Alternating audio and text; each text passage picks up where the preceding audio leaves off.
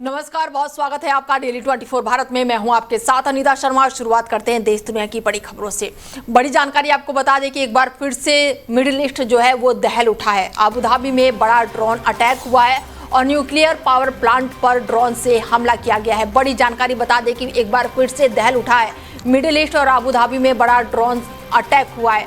Nuclear power plant पर drone से ये बड़ा हमला हुआ है। संयुक्त अरब अमीरात की राजधानी अबू धाबी में एक बड़ी खबर जो है वो निकलकर सामने आ रही है, जहां पर बाराकाहा न्यूक्लियर पावर प्लांट के पास से एक इलेक्ट्रॉनिक जनरेटर पर ड्रोन से हमला किया गया, जिससे आग लग गई और ये घटना अल धवारा इलाके में हुई है। हालांकि अच्छी बात ये रही कि कोई भी घायल नहीं हुआ है और न्यूक्लियर रेडिएशन का कोई भी खतरा नहीं हुआ है। प्रशासन ने कहा है कि घटना के तुरंत बाद ही आपातकालीन टीमें मौके पर पहुंची है और आग पर काबू पा लिया गया है। और इस घटना में किसी के घायल होने की खबर निकलकर फिलहाल सामने नहीं आई है और इस घटना में कोई भी इंसान घायल नहीं हुआ है। साथ ही रेडिएशन का कोई भी खतरा नहीं हुआ है। रेडिएशन सेफ्टी लेवल्स बिल्कुल ही नॉर्मल है और वहीं बाहरी जनरेटर में आग लगने के बाद से स्थिति को फिलहाल काबू कर लिया गया है। बड़ी जानकारी बता दें आपको कि एक बार फिर से मिडिल ईस्ट जो है वो दहला है और न्यूक्लियर पावर प्लांट पर ड्रोन से हमला किया गया है।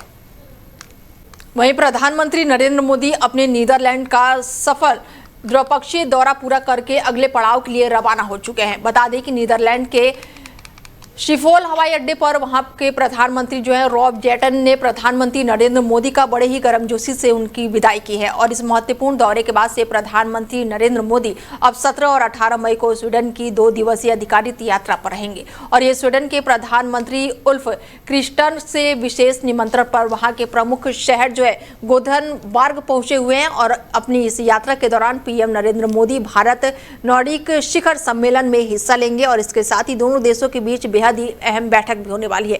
द्विपक्षीय बातचीत में व्यापार, हरित प्रौद्योगिकी और साथ ही स्वच्छ ऊर्जा सहयोग को मजबूत करने पर गहनता से चर्चा की जाएगी। बता दें कि प्रधानमंत्री नरेंद्र मोदी जो है नीदरलैंड का दौरा संपन्न करने के बाद से अब स्वीडन की तरफ रवाना हुए हैं। ऐसे में 2 दिवसीय स्वीडन के वो दौरे पर हैं। प्रधानमंत्री नरेंद्र मोदी 5 दिनों के लिए विदेश के दौरे पर हैं। ऐसे में अबू धाबी के बाद से वो नीदरलैंड पहुंचे हुए और नीदरलैंड के बाद उनका तीसरा पड़ाव जो है वो स्वीडन है, जिसके बाद से प्रधानमंत्री नरेंद्र मोदी जो है वो स्वीडन पहुंचेंगे। फिलहाल आपको बता दें कि प्रधानमंत्री नरेंद्र मोदी का नीदरलैंड जो दौरा है वो पूरी तरह से संपन्न हो चुका है। पश्चिम एशिया में चल रहे संघर्ष के कारण पैदा हुए वैश्विक ऊर्जा संकट के बीच प्रधानमंत्री नरेंद्र मोदी की नागरिकों से ईंधन की खपत कम करने की अपील के बाद से दिल्ली मेट्रो रेल कॉरपोरेशन ने 18 मई से प्रत्येक सोमवार को 6 अतिरिक्त ट्रेनों के जरिए 24 अतिरिक्त ट्रेन फेर चलाने की जो है वो घोषणा कर दी है। जरूरत पड़ने पर अन्य दिनों में भी अतिरिक्त सेवाएं संचालित हो पाएंगी। ऐसे में डीआरएमसी के अनुसार मौजूदा परिस्थितियों में सड़क परिवहन से मेट्रो की ओर यात्रियों का रुझान और बढ़ सकता है और इसे देखते हुए स्टेशनों पर अतिरिक्त सुरक्षा कर्मियों की तैनाती, टिकट काउंटरों की संख्या बढ़ेगा और साथ ही डोर फ्रंट मेटल डिटेक्ट और साथ ही बैगेज स्कैनर जो है उनको भी पूरी तरह से बढ़ाने के लिए ये बड़ा कदम उठाया जाएगा। साथ ही भीड़ भाड़ वाले स्टेशनों पर यात्रियों की आवाजाही को सुगम बनाने की तैयारी भी की जा रही है। डीआरएमसी ने कहा है कि डीएमआरसी ने कहा है कि उनका विस्तृत नेटवर्क जो है रेलवे स्टेशन, आईएसबीटी और एयरपोर्ट, नमो भारत कॉरिडोर और अन्य सार्वजनिक परिवहन सेवाओं से सीधे कनेक्टिविटी प्रदान करेगा। इससे निजी वाहन और पेट्रोलियम आधारित परिवहन पर निर्भरता कम करने में उन्हें मदद मिल सकेगी।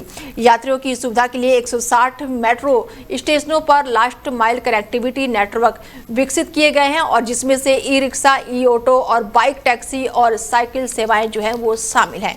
डीएमआरसी का दावा है कि इससे रोज करीब 1 लाख यात्री लाभान्वित होंगे और इसके अलावा 126 मेट्रो स्टेशनों पर पार्क एंड राइड सुविधा भी उपलब्ध होगी।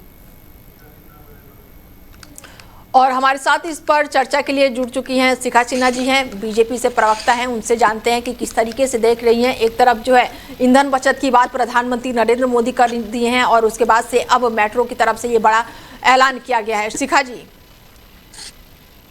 जी, जैसा कि हम सब जानते हैं कि हमारे देश में सोना और जो पेट्रोल है वो पेट्रोल की बात करें तो वो 85% से अधिक बाहर से आयात होता है। और आप जैसा कि वर्ल्ड की हालत देख रहे हैं कि युद्ध हो रहा है, इसराइल में युद्ध की वजह से कई फ्लाइटें भी रद्द कर दी गई हैं। तो जो हमारे देश में मेट्रो की व्यवस्था की गई थी पटना जैसे जगह में भी जो मेट्रो की व्यवस्था को मजबूत किया गया है वो इन्हीं दिनों के लिए किया गया है कि बिल्कुल। हम कहीं भी बाहर के इंफ्रास्ट्रक्चर पे आश्रित नहीं रहे।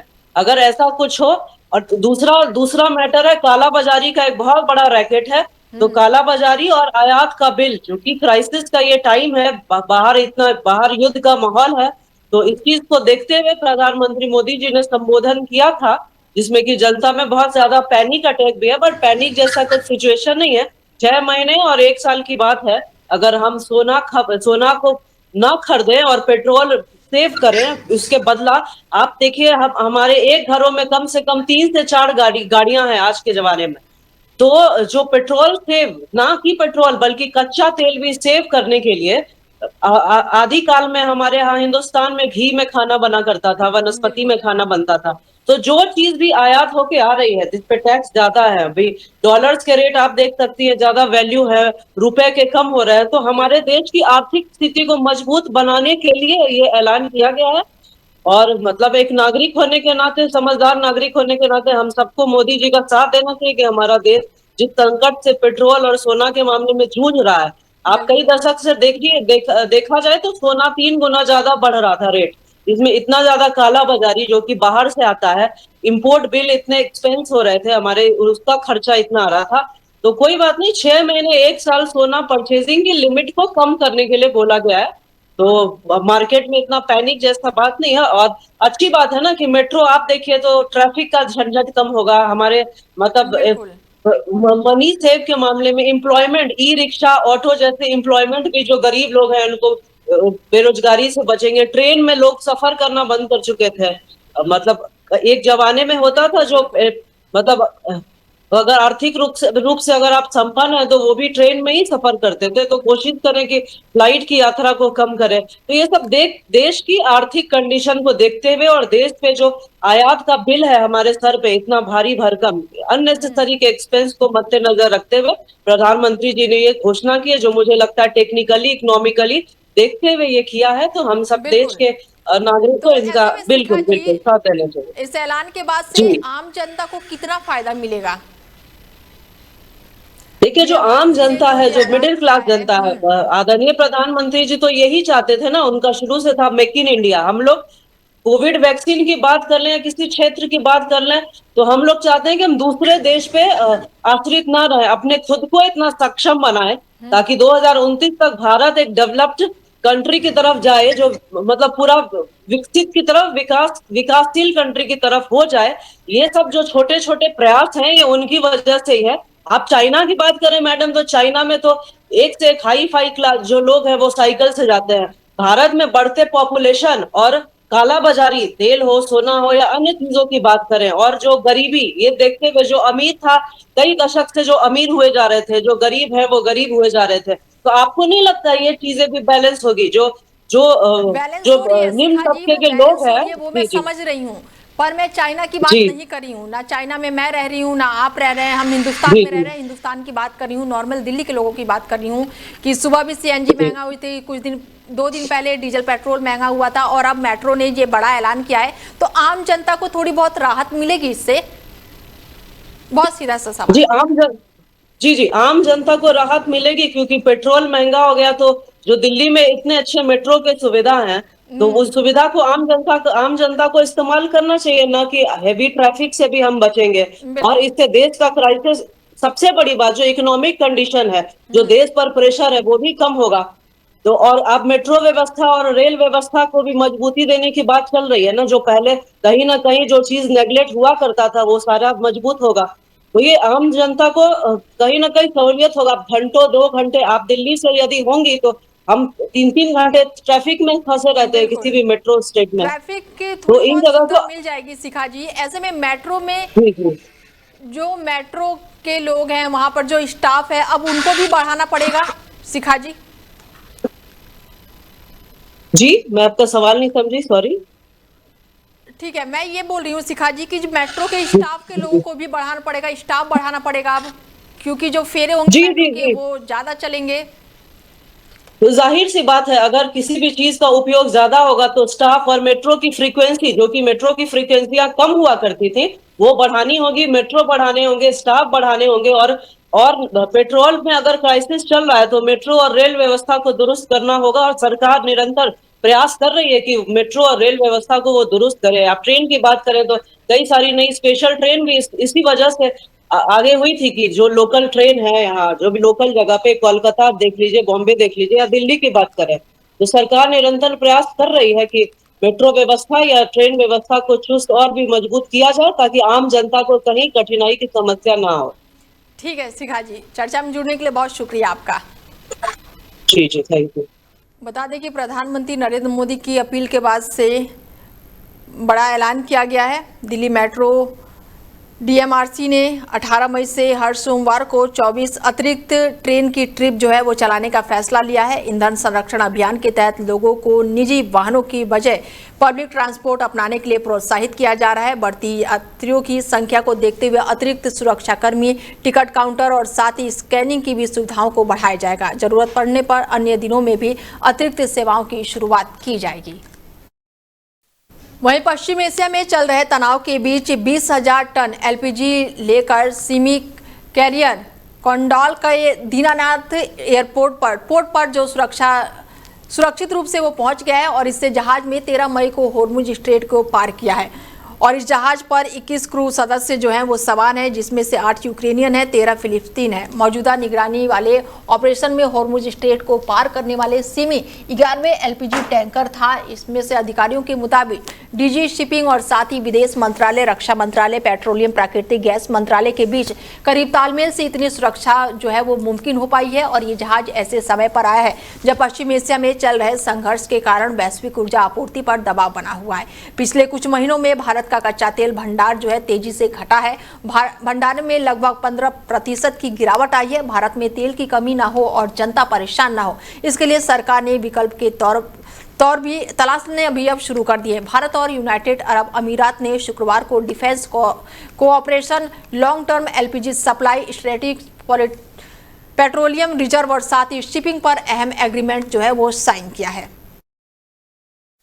वहीं दिल्ली की रावजवेनी कोर्ट ने नीट यूजी 2026 पेपर लीक मामले के आरोपी मनीष को 14 दिनों की सीबीआई हिरासत में भेज दिया है। सीबीआई के मुताबिक पुणे की रहने वाली मंधारे एनटीए द्वारा नियुक्त वरिष्ठ बटानी टीचर थी और उनके बायोलॉजिकल के प्रश्न पत्र ताकि सीधा पहुंचने में हासिल थी। जांच एजेंसी को शक था कि वो इस पूरे पेपर लीक रैकेट की मास्टरमाइंड थी। रावजवेनी कोर्ट ने सुनवाई के दौरान सीबीआई ने कहा कि मनीष और जूलॉजी के प्रश्न पत्रों के अनुवाद में विशेष थी और ऐसे में सीबीआई के मुताबिक उन्होंने मास्टरमाइंड प्रोफेसर पीवी कुलकर्णी और साथ ही कंसल्टेंसी मनीष के साथ मिलकर पेपर लीक की साजिश रची थी। सीबीआई ने कोर्ट को यह भी बताया कि मंधारे ने प्रश्न पत्र और एक अन्य आरोपी शुभम को सौंप दिया था। एजेंसी ने कहा है कि इस मामले की जांच फिलहाल देश में चल रही है और पूछताछ के लिए आरोपियों को अलग अलग राज्यों में ले जाना बेहद ही जरूरी है। तो वहीं केरल में कांग्रेस नेता वीडी सतीसन कल मुख्यमंत्री के रूप में पदभार ग्रहण करेंगे। राज्य में जहां पर लोकतांत्रिक मोर्चा यूडीएफ करीब एक दशक बाद सत्ता में लौटा है, सतीसन के साथ साथ 20 मंत्री भी सेंट्रल स्टेडियम में आयोजित होने वाले समारोह में शपथ लेंगे। सतीसन के साथ 20 मंत्री भी सेंट्रल स्टेडियम में आयोजित होने वाले समारोह में शपथ लेंगे और इसके साथ ही सेंट्रल स्टेडियम में तैयारियां जोरों शोरों से जारी है, जहां पर शपथ ग्रहण समारोह के लिए एक विशाल मंच भी तैयार किया जा रहा है। स्टेडियम में शपथ ग्रहण के दौरान हजारों पार्टी कार्यकर्ता, राष्ट्रीय राजनीतिक हस्तियां और स्थानीय गणमान्य व्यक्तियों के लिए बैठने की व्यवस्था की जा रही है। साथ ही इस दौरान बारिश से बचने के इंतजाम भी किए जा रहे हैं। सोमवार सुबह होने वाले इस महत्वपूर्ण कार्यक्रम से पहले समूचे तिरुवनंतपुरम में कड़ी सुरक्षा व्यवस्था की गई है। बड़ी संख्या में अधिक विशिष्ट व्यक्तियों और यूडीएफ समर्थकों को तिरुवनंतपुरम में मद्देनजर विशेष यातायात की व्यवस्था भी की गई है। कांग्रेस के नेतृत्व वाले यूडीएफ गठबंधन ने हाल ही में विधानसभा चुनाव में निर्णायक जीत हासिल की थी और साथ ही मार्क्सवाद कम्युनिटी पार्टी के नेतृत्व वाले वाम लोकतांत्रिक मोर्चे को सत्ता से बेदखल कर दिया था, जिसके बाद से कल केरल में शपथ ग्रहण समारोह। ऐसे में वीडी सतीसन जो है कल शपथ लेंगे। वहीं अभिनेता और नेता कमल हसन ने तमिलनाडु के मुख्यमंत्री विजय को लेकर बड़ा बयान दिया है। कमल हसन ने सीएम से 6 मांगे कर दी है। बड़ी जानकारी निकलकर सामने आ रही है कि कमल हसन ने सीएम से बड़ी मांग कर दी है और उन्होंने तमिल फिल्म इंडस्ट्री से जुड़ी 6 मांगों को विजय के सामने रखी है। हसन ने राज्य सरकार से तमिल फिल्म और डॉक्यूमेंट्री के लिए सरकारी ओटीटी प्लेटफॉर्म शुरू करने की मांग की है। उन्होंने कहा कि इससे दर्शकों को कम कीमत पर कंटेंट देखने को मिलेगा। हसन ने सोशल मीडिया पर सीएम विजय के साथ मुलाकात की तस्वीरें शेयर करी है और लिखा है कि आज उन्होंने तमिलनाडु के मुख्यमंत्री भाई विजय से व्यक्तिगत रूप से मुलाकात करके उन्हें शुभकामनाएं दी हैं। उन्होंने कहा कि मुख्यमंत्री विजय ने तमिलनाडु के विकास से जुड़े कई सपने बड़े उत्साह के साथ साझा किए हैं। बैठक के दौरान दिखाई गई विनम्रता और स्नेह से उन्हें गर्व महसूस हुआ। साथ ही कहा गया है कि तमिल फिल्म इंडस्ट्री इस समय कई चुनौतियों का सामना कर रही है और उसे तमिलनाडु सरकार के सहयोग और समर्थन की जरूरत है। उन्होंने अंत में लिखा कि ईश्वर करे अच्छाई हमेशा बनी रहे। तमिल के सुपरस्टार रजनीकांत ने कहा है कि चुनाव नतीजों के बाद से स्टालिन से उनकी मुलाकात राजनीति नहीं बल्कि दोस्ती की वजह से है। उन्होंने विजय से जलन की बात को लेकर भी खुलासा किया। उन्होंने कहा है कि विजय से जलने की बात को लेकर उन्होंने सिरे से खारिज कर दिया। रजनीकांत ने कहा कि ये सही है कि मैं चुनाव नतीजों के बाद से पूर्व सीएम स्टालिन से मिला था, लेकिन मैं राजनीति के लिए नहीं, किसी भी स्तर पर गिरने वाला व्यक्ति नहीं था। स्टालिन पिछले 30 साल से मेरे दोस्त हैं और हमारी दोस्ती राजनीति से परे है।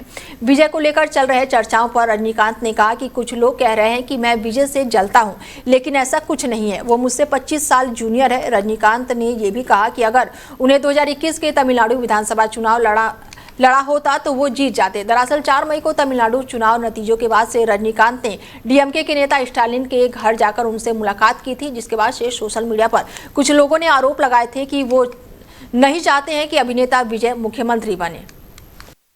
धार की ऐतिहासिक भोजशाला में पूजा करने को लेकर शनिवार रात को एएसआई ने गाइडलाइन जारी की है। इसके बाद से आज सुबह से ही हिंदू पक्ष के लोग हाथ में मां वाग्देवी की यानी कि सरस्वती माता की तस्वीर लेकर भोजशाला मंदिर पहुंचे, जहां पर उन्होंने पूजा अर्चना की और इस मौके पर भोजशाला के गर्भगृह में रंगोली बनाकर उसको आकर्षित तरीके से सजाया गया और इससे पहले उस जगह को गौमूत्र से पवित्र किया गया। वहीं भोजशाला के बाहर ज्योति मंदिर में अखंड ज्योत को स्थापित भी किया गया। मंदिर में सूर्योदय से मंत्रोच्चारण भी शुरू हो गया है। वहीं भक्त अपने आप को इस खुशी के माहौल को रोक नहीं पा रहे हैं और जमकर थिरकते हुए अपनी खुशी का इजहार कर रहे हैं और इस तरह से आज यहाँ पर पूजा शुरू हो गई है। केंद्रीय राज्य मंत्री सावित्री ठाकुर और मांडू के संत महामंडलेश्वर नृसिंह दास जी महाराज भी भोजशाला में पूजा अर्चना के लिए पहुंचे। वहां पर कलेक्टर राजीव रंजन मीना और एसपी सचिन शर्मा के भोजशाला पहुंचे और उन्होंने भी पूजा अर्चना की। भोज उत्सव समिति के महामंत्री सुमित चौधरी ने इस मौके पर कहा कि आज सुबह सूर्योदय से ही हिंदू समाज और भोज उत्सव समिति के सभी कार्यकर्ता पहुंच चुके हैं। उन्होंने आगे बताया कि सुबह से ही देवी अनुष्ठान शुरू हुआ है। भोजशाला का शुद्धिकरण हुआ है। आईपीएल 2026 में आज दूसरे मुकाबले में दिल्ली कैपिटल और राजस्थान रॉयल्स आमने सामने होगी। मुकाबला नई दिल्ली के अरुण जेटली स्टेडियम में खेला जाएगा। दोनों टीमें प्लेऑफ में बने रहने के लिए जीत जरूरी होगी और दिल्ली 12 मैचों में 10 अंक के साथ पॉइंट टेबल से 7वें स्थान पर मौजूद है। राजस्थान 11 मैचों में 12 अंक लेकर 5वें स्थान पर है। दोनों टीमों के बीच अब तक 31 मैच हुए हैं। दिल्ली और राजस्थान में 15-15 मैच जीते हैं और एक मैच जो है वो टाई रहा है, जिसे राजस्थान ने जीता और इस सीजन दोनों टीमें दूसरी बार भिड़ेंगी। जयपुर में खेला गया पिछला मैच दिल्ली ने जीता था और इस मैच में सबसे दिलचस्प मुकाबला बता दें कि मिचेल स्टार्क और वैभव सूर्यवंशी के बीच रहा। वैभव ने 11 मैचों में 236.55 के स्ट्राइक रेट से 440 रन बनाए, जिसमें से 40 छक्के भी शामिल हैं। दूसरी ओर 400 से ज्यादा टेस्ट विकेट ले चुके मिचेल स्टार्क ने आईपीएल में कभी भी महंगे साबित होते हैं तो कभी मैच जिताऊ स्पेल में चला जाता है। अगर उन्हें शुरुआती स्विंग और साथ ही सीम मिली तो वैभव के लिए वो काफी मुश्किलें खड़ी कर सकते हैं। फिलहाल बुलेटिन में मेरे साथ इतना ही। दीजिए इजाजत। नमस्कार।